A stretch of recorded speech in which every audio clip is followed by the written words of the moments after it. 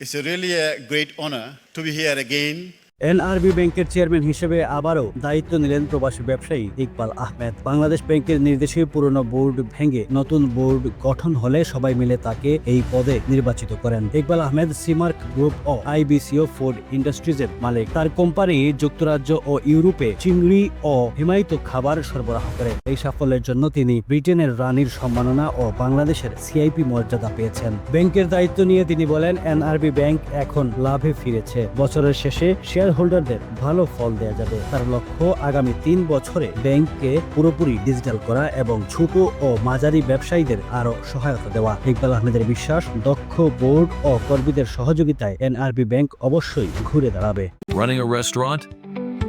Your food deserves the spotlight. Currywalla Media. Let's make your food famous.